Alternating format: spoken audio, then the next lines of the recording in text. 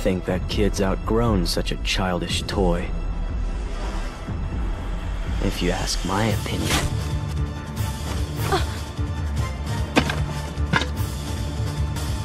Just like I've outgrown my need for you. Who are you?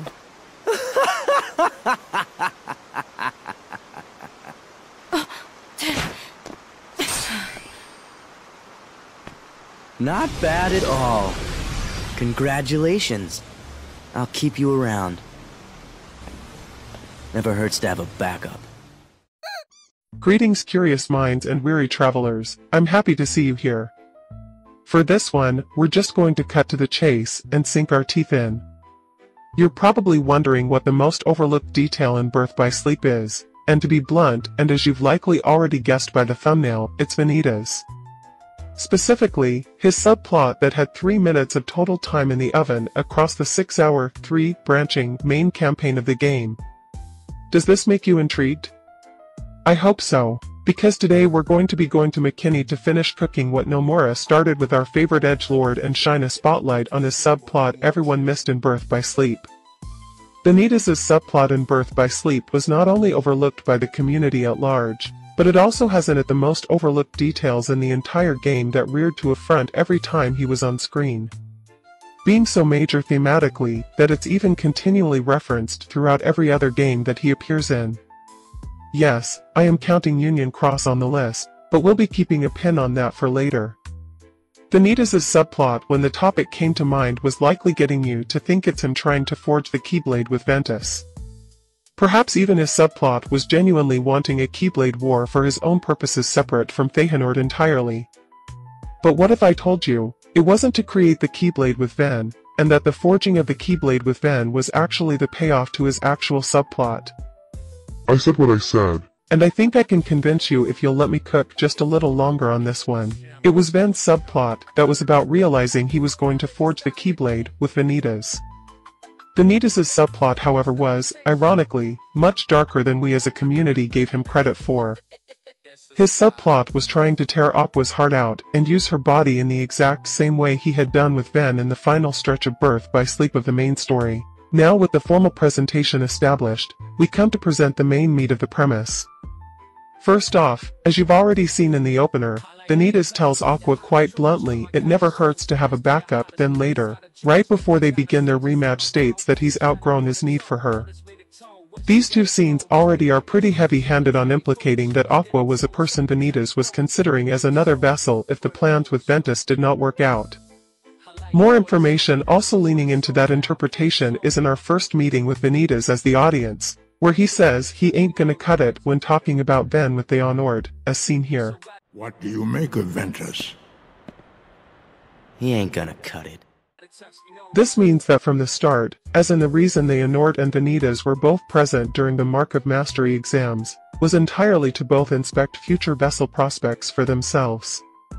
Feyenoord was eyeing Terra as his new vessel, while Vanitas initially wanted dibs on Aqua due to her having the strongest light among the Wayfinder trio at that point in the story. This also pairs really strongly with why Vanitas would intentionally try to take out Ventus so early on during his adventure, almost immediately after getting him to leave home as seen here.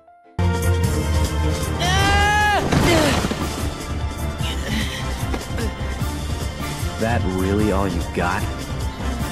Man, you are worthless. I'd be going against the Master's orders, but so what? As far as I'm concerned, your job here is done.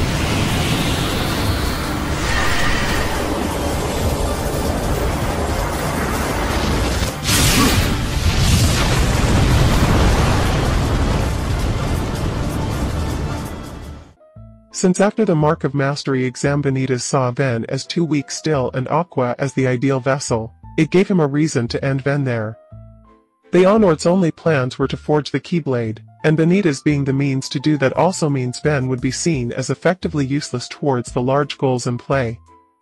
Also, because if Ven could not grow strong enough on his own, he would be incapable of forging the Keyblade with Vanitas, making it also work as an incentive to get stronger should he survive a clash with Vanitas.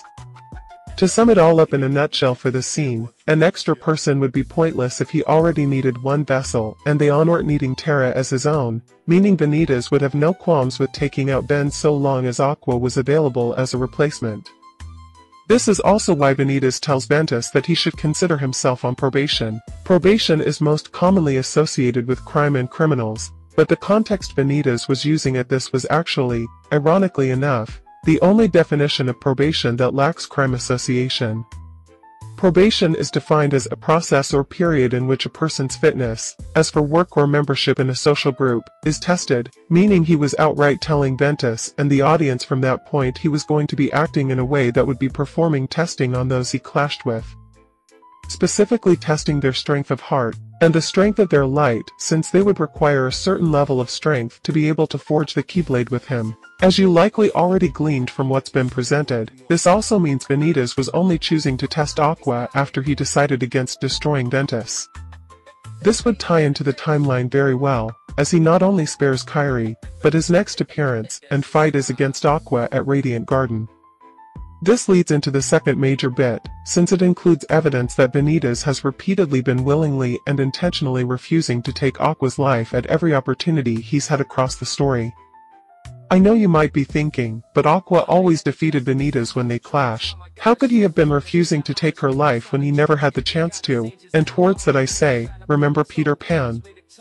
He had his chance there, and chose not to take it on his own terms. Allow me to explain. We have to start with Aqua's dialogue for the rematch. Specifically at the end for this to make sense for both of the characters.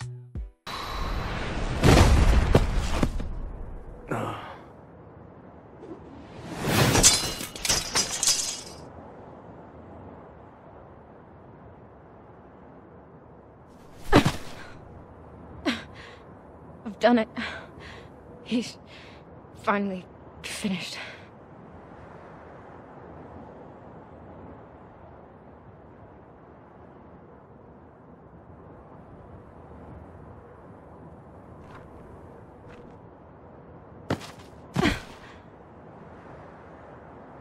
Ben. Terra. You can rest easy.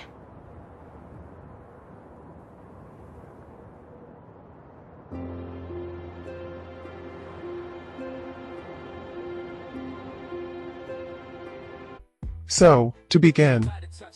As you can see, Aqua seemed pretty convinced she had taken Vanitas' life and thus was able to keep him from appearing again. This is incredibly important to understanding Vanitas' final decision to merge with Van, and Vanitas' additional motives outside of just forging the Keyblade with someone.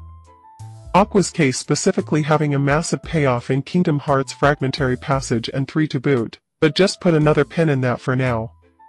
When Aqua defeats Vanitas in their rematch, she believes he's down for good and won't be bothering the trio anymore. A sentiment hinting at darker impulses to take Vanitas' life during the clash, before fighting and of course, passing out. Again, keep a pin in that. When she wakes up again after the fight, Peter asks what has happened. Vanitas isn't there. See for yourself. Aqua? Aqua? Are you alright? What happened? I'm fine. Oh no! Look at Ven's treasure! It's okay, Peter. Whatever it is that binds us together isn't gonna break so easily. And that's our real treasure. I think Ventus knew that. That's why he left this behind. You must really be close. And that's something pretty special. You, and Ventus, and Terra, was it? One day, you should all come back. I'd like that.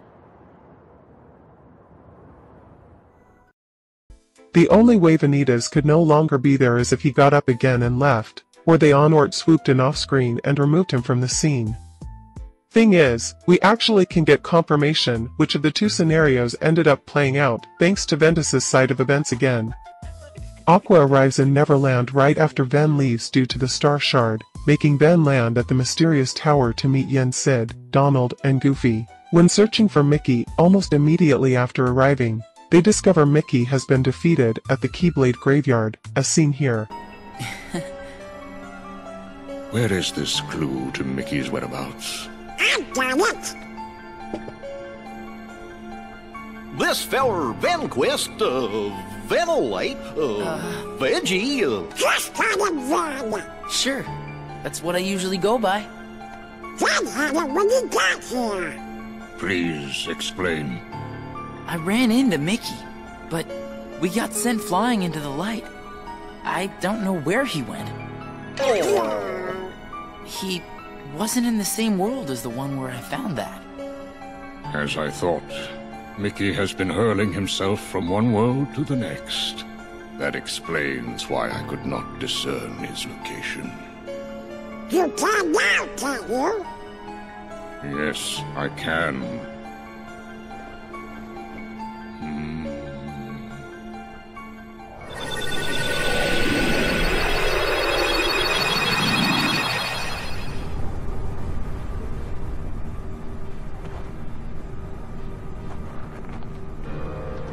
Mickey! The king!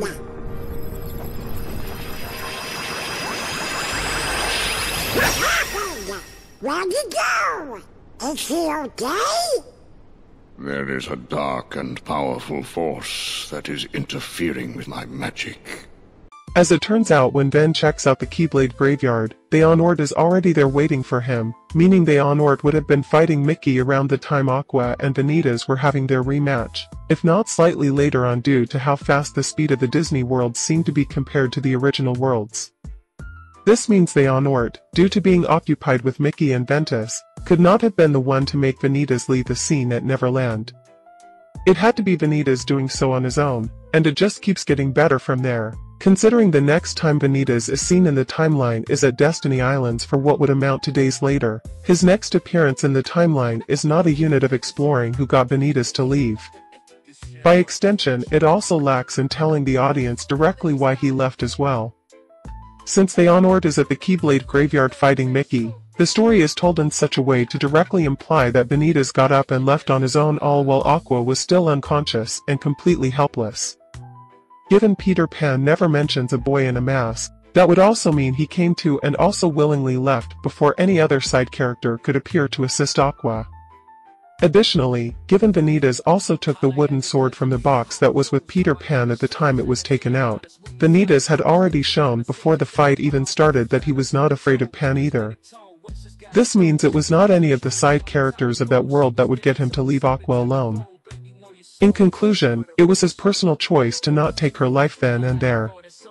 He chose to spare her, because he still had a use for her. You can also carry this over to Aqua's first victory against Vanitas as well in the story. Despite being conscious, he just laughs and walks away, very similar to how he left Ven after Ventus was able to knock him down with Mickey's help. That parallel being another heavy-handed implication Vanitas was not trying to take her life in the fight, or really even taking the fight all that seriously, but instead goading her to test her strength. To keep her on probation, you could say. Vanitas after the first clash changes his mind on Ven being hopeless, which leads into his fight with Aqua. His journey shown through the story of Birth by Sleep is him hopping between fighting those two to gauge which of the two he wants as his final vessel to forge the Keyblade with. As such, he never tries to kill either of them after his first clash with Ventus, since both have proven themselves to be potential hosts to merge his heart with once the war kicks off. Remember that part mentioned earlier in the video about Aqua trying to take out Vanitas? Unpin it, because we're touching back on it now. Specifically, Anna, do you remember what happened to Ventus when he was finally successful at taking out Vanitas during the ending section of the game? In that second fight between Aqua and Vanitas, Aqua had ultimately failed in his final expectations, because despite her impulses that became strong enough to try and take someone's life, she was incapable of taking Vanitas's in spite of her drive to do so.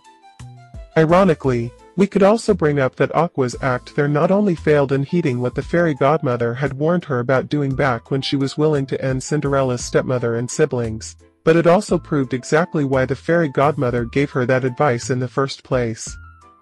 Allow me to explain. When Vanitas had given her a chance to destroy his body so he could steal her body then and there to summon the Keyblade before the war even started, and she proved to be too weak for him in the end. As strong as her light was, and as strong as her drive to destroy him was, she was physically not strong enough to destroy his body to release his heart that he also needed. This is also why he ends up reaching out towards Ven again at Destiny Islands, since Aqua's poor performance had become the final confirmation that Ven was the vessel he would forge the Keyblade through. This also being partly clued into with the line, "I'm just getting started with you," as Aqua failed her final test with Vanitas. And Vanitas knew at that point Ven could do it and ensure his plans of forging the Keyblade would come to completion. The third bit that shows both more into his subplot about choosing between Ven and Aqua for vessels, and this is the piece that was so big when noticed that it inspired this very theory video, is Vanitas when he did have the chance does a very familiar form of positioning his Keyblade over Aqua. And we see it before our very own eyes, reiterated directly in the game, no less.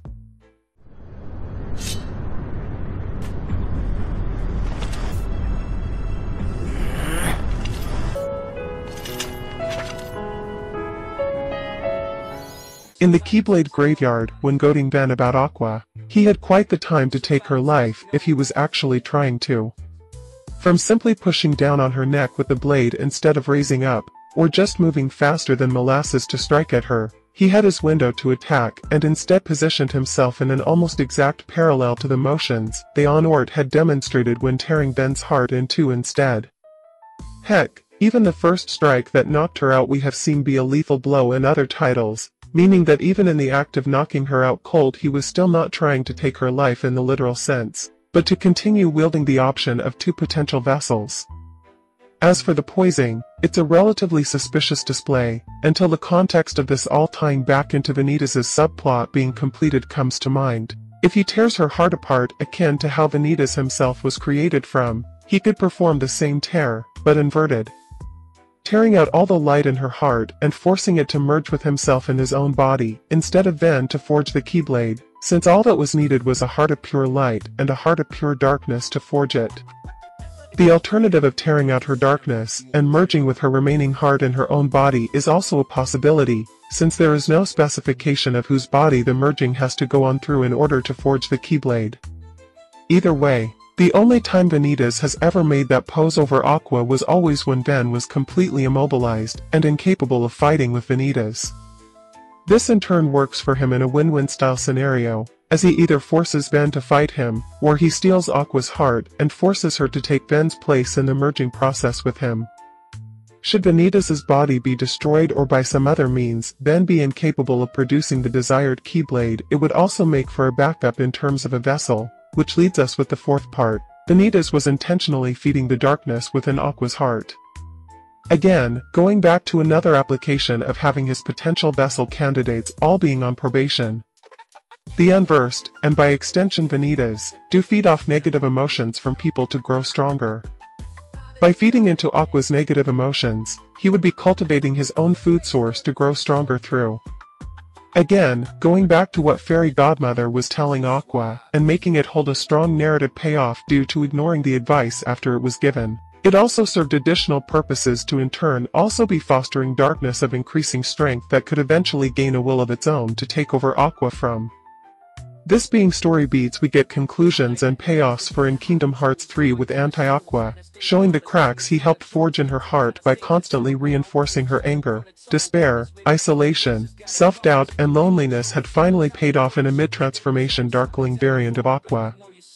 Something rather fitting as yet another story payoff, as Vanitas is heavily implied to be an ancient willful darkness, that themselves are tied directly into the darkling phenomenon. In Kingdom Hearts 3, it's even emphasized how much Vanitas has negatively scars her heart and mind, as Vanitas shares with the Onord in taking a spot on Aqua's very own heart station, giving first-hand displays to the lingering trauma he has been seeking to put into her heart paid off. But we're here to talk about the most missed detail of Birth by Sleep, not do a character study. That would be its own separate video entirely if fans ever demand character file content. Also, to be frank, if Vanitas had more than 10, unironically, minutes of screen time in Birth by Sleep, with 2/3 of that being in the Keyblade graveyard, perhaps more people would have noticed his subplot. If they did, the community would have been speculating Aqua had been Needed instead of Norted when Kingdom Hearts 3 trailers were being shown. As it stands, this is simply the most overlooked detail of all of Birth by Sleep, and I'm hoping this video will help in correcting that blunder. It's really clever, and also hints to capabilities and motives Vanitas as a character has for a day. He finally will get a chance to shine all on his own. Here's to hoping for that final heartbreaking payoff, since it could be rather helpful for the characters in the future, or something that marks the return of anti-aqua, or maybe even having another kind of payoff entirely since Kairi is still around, eh? Something else entirely new could also be cooking, but what do you think? Like, comment if you learned anything new, or just tell me if you agree or disagree with what I've shared here. All feedback is appreciated and welcomed. Subscribe if you enjoyed this video, or want to see more Kingdom Hearts speculation and theory videos like this one in the future, and may your heart be your guiding key.